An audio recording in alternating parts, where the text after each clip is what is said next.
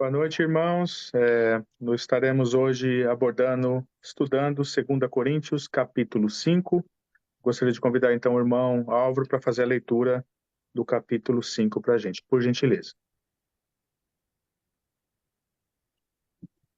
A palavra de Deus diz assim, 2 Coríntios capítulo 5, porque sabemos que se a nossa casa terrestre deste tabernáculo se desfizer, temos de Deus um edifício, uma casa não feita por mãos eternas no céu, não feita por mãos eternas nos céus. E por isso também gememos desejando ser revestidos da nossa habitação, porque é do céu. Se todavia, estando vestidos, não fomos achados nus. Porque também nós, os que estamos neste tabernáculo, gememos carregados, não porque queremos ser despidos, mas revestidos para que o mortal seja absorvido pela vida. Ora, quem para isto mesmo nos propôs, ou nos preparou, foi Deus, o qual nos deu também o penhor do Espírito. Por isso, estamos sempre de bom ânimo, sabendo que enquanto estamos no corpo, vivemos ausentes do Senhor, porque andamos por fé e não por vista. Mas se temos confiança e desejamos antes deixar este corpo para habitar com o Senhor, pois que muito desejamos também ser-lhes agradáveis, quer presentes, quer ausentes, porque todos devemos comparecer ante o tribunal de Cristo para que cada um receba segundo o que tiver feito por meio do corpo, ou bem ou mal. Assim que, sabendo o temor que se deve ao Senhor, persuadimos os homens à fé, mas somos manifestos a Deus.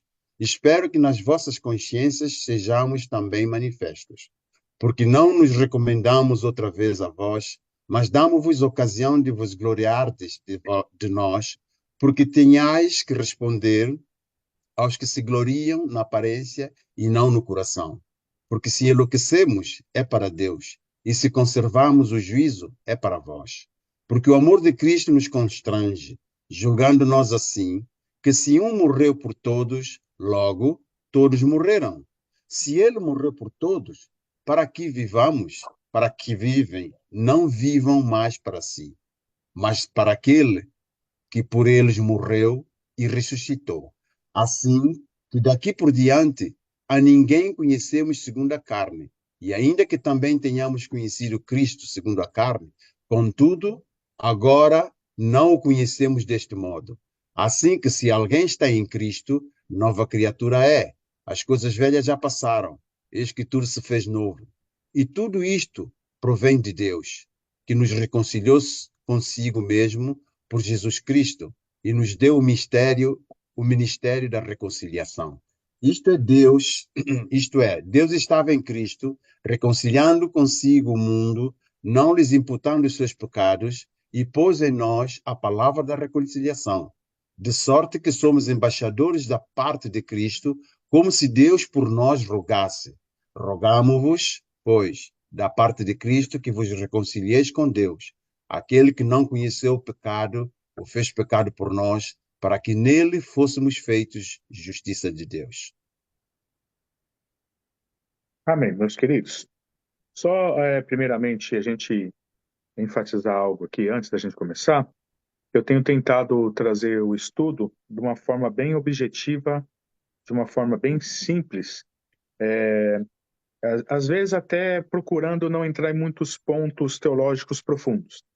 Eu tive estudando o capítulo 5, vendo alguns comentaristas, alguns estudos sobre 2 Coríntios, e ele é bem complexo.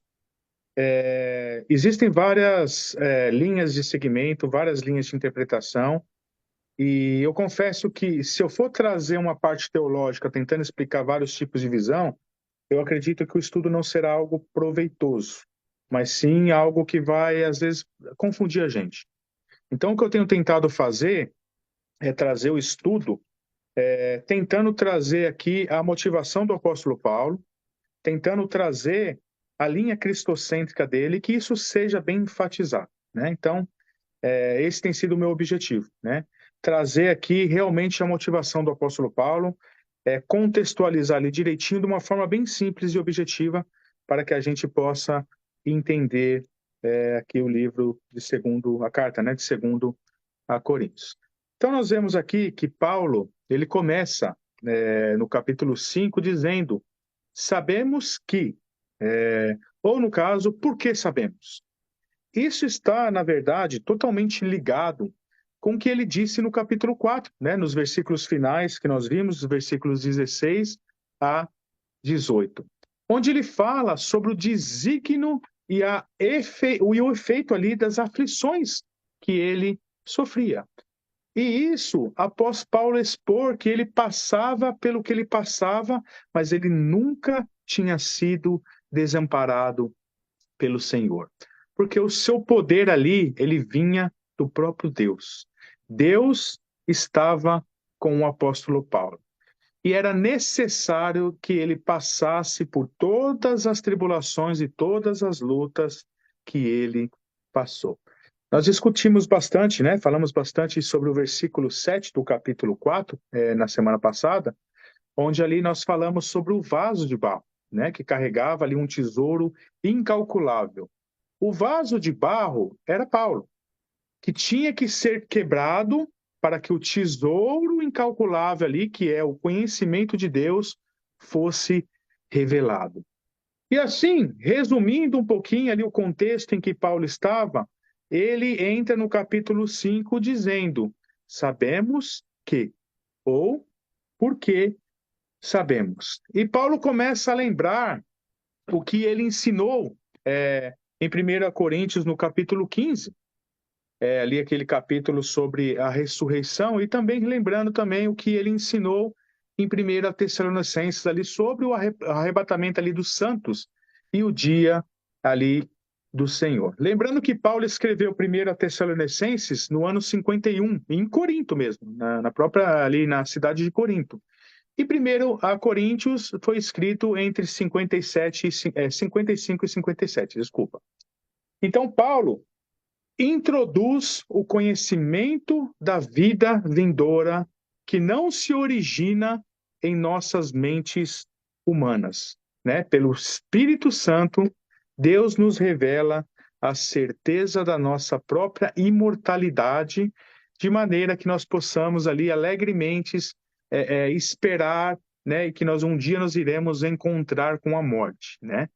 É um assunto difícil de falar, né? Mas essa deve ser, na verdade, a perspectiva de todo cristão, de a forma como nós devemos encarar a morte. Paulo fala que hoje nós moramos na nossa casa terrestre, né? Na nossa casa terrena. Mas quando essa casa se desfizer, temos da parte de Deus um edifício, que é uma casa que não é feita por mãos de homens, mas é feita pelo próprio Deus. No versículo 2, aqui é importante a gente reparar que ele começa da mesma forma como ele começa no versículo 4. O versículo 2 e o versículo 4, eles são bem parecidos. Eles falam basicamente ali a mesma coisa.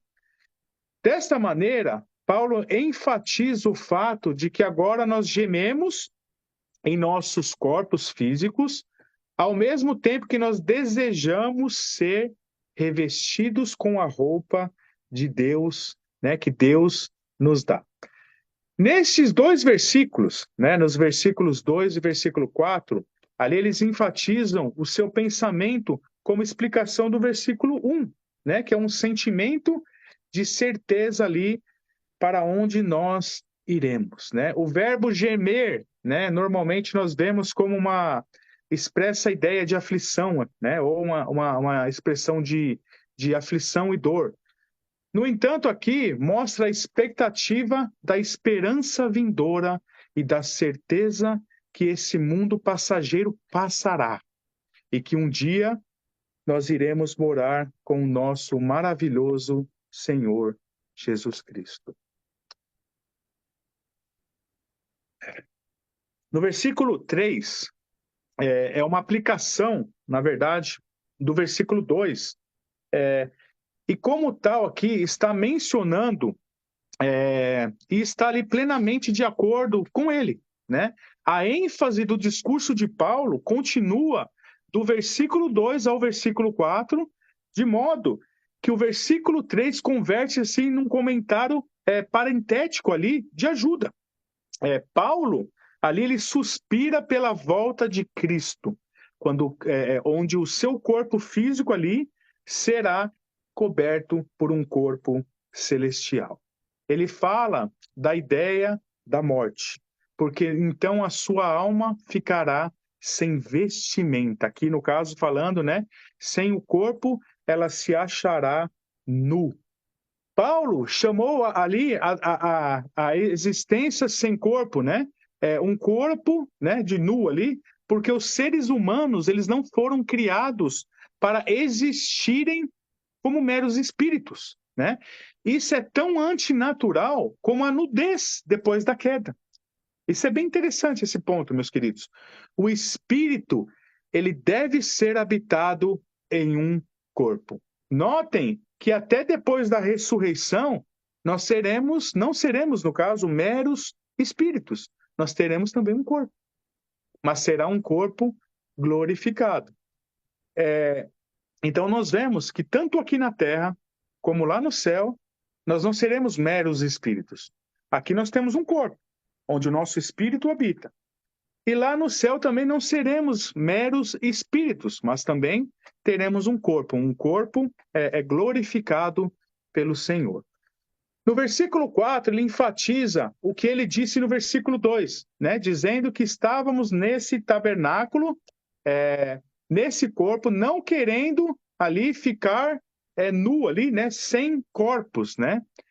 Mas como com outro corpo, no caso, mas revestidos pelo corpo celestial. Porque esse corpo terreno, no caso, ele será consumido pela vida que nós temos aqui na Terra. Ou seja, um dia, esse corpo que veio do pó, ele voltará para o pó. E foi o próprio Deus, né, que tem preparado um novo corpo, né, um corpo celestial para o futuro que nos aguarda. E o que confirma isso? Paulo diz que ortogando-nos o penhor do Espírito Santo, é a ação do Espírito Santo em nossas vidas, nos renovando, nos impulsionando a largar o pecado para vivermos uma vida santa. Por isso, né? Por isso e somente por isso, pelo penhor do Espírito Santo, né? O penhor, a palavra penhor aqui que é a ação, pela ação do Espírito Santo em nossas vidas, nós podemos estar certos que a boa obra que o Senhor começou em nós, ele também terminará. Eu destaco aqui, meus queridos, né, uma linha teológica que é chamada de monergismo, né? Na teologia, existem duas linhas de pensamento de acordo com a ação do Espírito Santo, uma que é chamada monergismo e a outra é chamada de sinergismo. Eu vou entrar só no monergismo, né? Na verdade, o sinergismo ele é o contrário do monergismo, né? Desculpa. O monergismo ele é uma área da teologia que nós entendemos que tudo é feito pelo Espírito Santo, né? Nós somos salvos, nós somos chamados, tudo é por impulsionamento do Espírito Santo. Nós somos seres que não temos a capacidade de se arrepender por nós próprios. Por isso, a ação do Espírito Santo que nos convence. E esse mesmo Espírito Santo, Paulo fala do seu penhor, é o que nos fará chegar até o final, né? Então, eu sempre tenho mencionado a linha cristocêntrica. Então, da mesma forma que Paulo, ele segue a linha cristocêntrica, essa linha tem que ser sempre também monergista. A linha soberana de Deus. A linha em que a boa obra que ele começou, ele termina com o penhor do Espírito, a ação do Espírito Santo, nos capacitando, nos renovando, para que nós possamos assim chegar até o final da nossa jornada aqui nessa terra, né? Graças ao penhor e ação do Espírito Santo. Até aqui, Paulo decidiu usar aqui, então, duas metáforas. Uma no versículo 1 sobre o tabernáculo, onde a tenda, no caso, ou tenda, né? O tabernáculo, o corpo, ou tenda, se referindo ali à casa terrestre, em que nós moramos. E nos versículos 2 e 4, né, ele fala de revestir-se, se referindo à morada celestial. Agora, dos versículos 6 ao versículo 8, Paulo fala da esperança que ele tinha e projeta a imagem de viver com o Senhor. Então, e é bem interessante. No versículo 6, ele diz: enquanto estamos nesse corpo, estamos ausentes no Senhor, né? Estamos ausentes no Senhor. Paulo está dizendo que nesse corpo ainda não é. Ele projeta aqui a expectativa que ele tem que um dia irá morar com o Senhor. E tendo a garantia que o Espírito Santo o levaria a chegar lá. Eu sempre falo, né? Nessa linha cristocêntrica, eu quero aqui enfatizar, para que vocês guardem bem essa palavra, monergista. A linha monergista. Tem até uma editora no Brasil, inclusive, que chama Editora Monergista, né? É uma editora muito boa, por sinal, né? Que eu recomendo os livros ali, né? Então, Paulo tinha essa confiança no penhor do Espírito Santo e ele ansiava por isso. Por isso que ele diz no versículo 6, tendo sempre bom ânimo. Apesar das muitas aflições ali, Paulo tinha sempre bom ânimo, porque a esperança dele era certa. Eu tenho bom ânimo, apesar de ainda estar nesse corpo, ausente do Senhor no sentido que eu ainda não estou lá com ele no céu, mas em breve eu estarei. E Paulo tinha essa fé. E no versículo 7, aqui, ele diz, né, no versículo 7, que por isso ele vive pela fé e não por vista. Um versículo aqui muito relevante. Não pelo que ele vê. Aqui é interessante como Paulo, ele via as coisas. Paulo fazia uma linha para separar o mundo terreno das coisas palpáveis e o mundo espiritual das coisas invisíveis. É assim que o apóstolo Paulo vivia. Eu estou aqui, eu estou vendo as pessoas, eu estou vendo os animais, eu estou trabalhando, eu estou conversando com as pessoas, eu estou aqui comendo, eu estou bebendo, eu estou fazendo as coisas, usufruindo desse mundo passageiro, mas a minha fé está do outro lado. A minha fé não está nesse mundo passageiro. Eu vivo nesse mundo, mas eu não pertenço a esse mundo.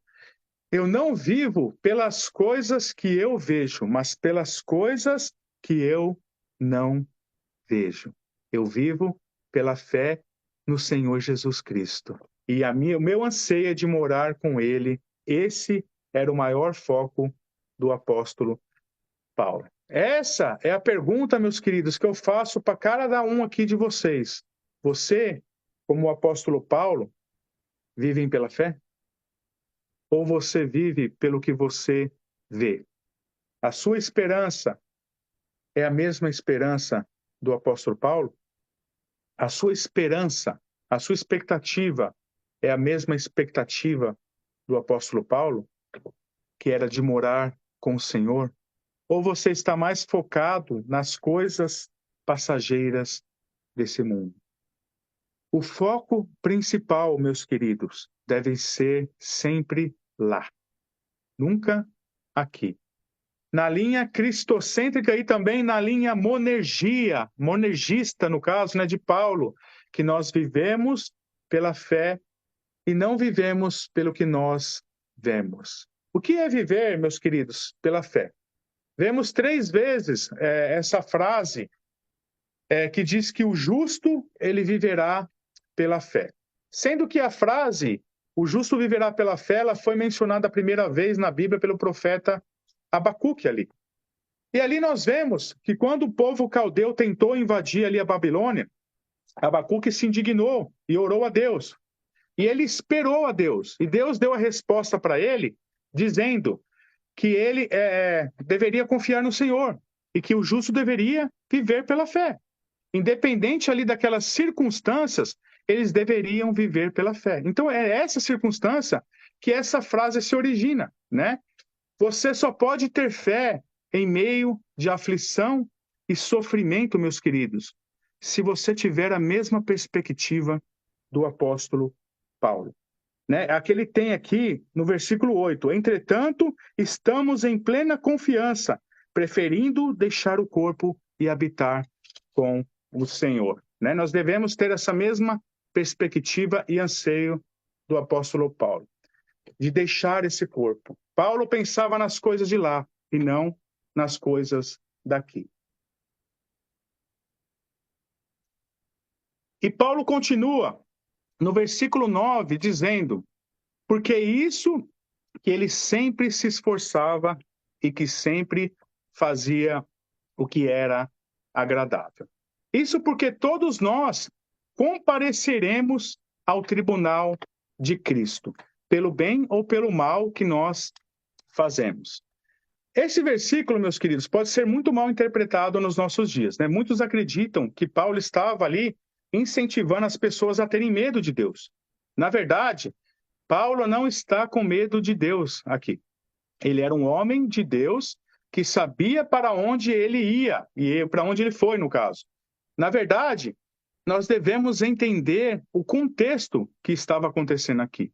Paulo, aqui, continua após o capítulo 4, onde ele enforça que as aflições eram necessárias, contrapondo ali os que diziam que ele não era um verdadeiro apóstolo, porque ele só passava por aflições. E Paulo diz que era necessário. Lembre, né, do vaso de barro? E aqui ele está continuando dizendo que o foco não era nessa terra. Não importa as circunstâncias. Devemos focar no céu. E aqui ele diz do tribunal para alertar os coríntios aqui a não caírem no papo dos falsos mestres que estavam ali em Corinto. Aqui era uma ameaça, na verdade, para os malfeitores ali. E não que Paulo estava com medo. Aqui entramos na questão também de galardões, né? Essa questão dos galardões, meus queridos, nós falamos já bastante sobre isso várias vezes. Eu vou deixar, na verdade, isso aqui para a gente conversar um pouquinho mais tarde, se houver dúvidas, né? Para a gente não entrar muito em assuntos teológicos. Claro que nós podemos, né? Podemos depois falar sobre esses assuntos. Mas já falamos várias vezes sobre isso, então eu vou pular essa questão dos galardões, tá? E Paulo, então, continua aqui no versículo 11, dizendo que ele continua persuadindo a reconhecer o seu ministério, porque ele é conhecido de Deus. E Paulo espera para o bem deles, que eles também reconhecessem. E isso porque Paulo era um profeta de Deus, que ensinava da parte de Deus. E se eles não reconhecessem isso, eles estariam negando o ensinamento do próprio Deus. E notem, no versículo 12, ele cita os falsos mestres aqui, que Paulo não precisa de carta de recomendação, justamente que provavelmente, como nós já estudamos, que as pessoas que se infiltraram ali na igreja de Corinto com cartas de recomendações falsas, e Paulo diz, nós, apóstolos verdadeiros, não precisamos de cartas de recomendação, porque eu venho direto da parte de Deus. E Paulo queria que eles se gloriassem na causa, para que eles tivessem o que falar aqui, como diz o versículo, né? Para os maus feitores, os falsos mestres, que se gloriavam aqui na aparência, né? Eles se gloriavam na aparência e não no coração. Porque se enlouquecemos, é para Deus. Isso provavelmente era porque os falsos mestres ali estavam dizendo: esse Paulo é doido. Esse Paulo, além de sofredor, é doido. Coitado, ele só sofre. E Paulo disse: enlouquecemos, foi para Deus. Mas se para eles somos doidos, para vocês não. Para vocês eu mantenho o juízo. E Paulo fala do amor que constrange aqui, né? Ele continua. E aqui Paulo fala da graça de Deus, que é dada de graça. Se Deus sem Deus, no caso, receber nada em troca. É de graça. A graça é de graça. Ele simplesmente manifesta a sua graça porque ele é bom. Não porque ele viu nada de bonito em nós, pelo contrário. E esse amor, ele constrange. Paulo, que perseguia a igreja, e Deus mesmo assim mostrou a sua graça maravilhosa a ele. E essa graça é que um morreu por todos. E esse amor foi manifestado na morte de Cristo na cruz.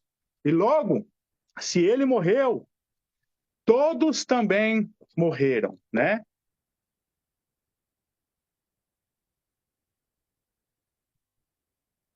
O que quer dizer isso, irmãos?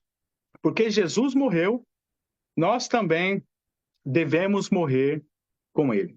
Morrer aqui para os nossos pecados, e buscar aqui uma vida santa. Devemos morrer para os nossos pecados. E no versículo 15, diz que devemos morrer para nós mesmos e vivemos para ele, porque ele morreu por nós e porque ele ressuscitou. No versículo 16 diz que a partir da conversão deve ser diferente, nós devemos ser diferente e não conhecer a Cristo como antes, não conhecer segundo a carne. O que quer dizer isso? Conhecer Jesus, né, na carne. O versículo 17 aqui, ele responde, porque assim, se alguém está em Cristo, nova criatura é. E as coisas passaram, né, as coisas passadas se passaram, e eis que tudo se fez novo. Ou seja, uma vez que conhecemos Cristo, não devemos levar nossas vidas como antes, mas vivemos em novidade de vida.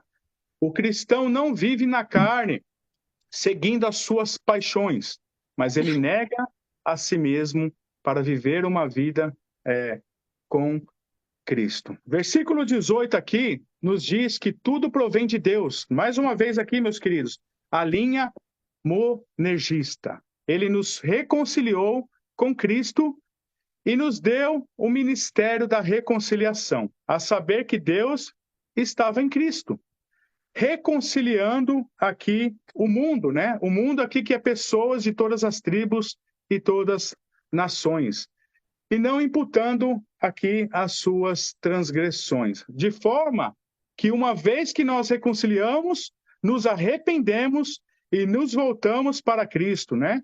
Confessamos os nossos pecados, as nossas transgressões não são imputadas a nós. Claro, isso é uma ação monergista, né? No caso, notem que nós somos reconciliados por Ele. E Ele confiou o ministério da reconciliação aos seus apóstolos. De modo que eles são, aqui que Paulo fala no versículo 20, embaixadores de Cristo. Paulo usou aqui no versículo 20 um termo técnico da política local, de alguém que representava um reino para o outro, de modo que Paulo roga aqui, provavelmente aos que estavam caindo na conversa dos falsos profetas de Corinto, que eles se reconciliassem com Deus, né? Como se Deus exortasse pelo nosso intermédio, em nome de Cristo, pois rogamos que vos reconcilieis com Deus. Ele termina no versículo 21, aquele que não conheceu o pecado, ele o fez pecado para nós, para que nele fôssemos feitos justiça de Deus. Porque Jesus não conheceu o pecado, nós devemos também fugir do pecado. E porque ele se fez justiça, nós devemos seguir a justiça de Deus.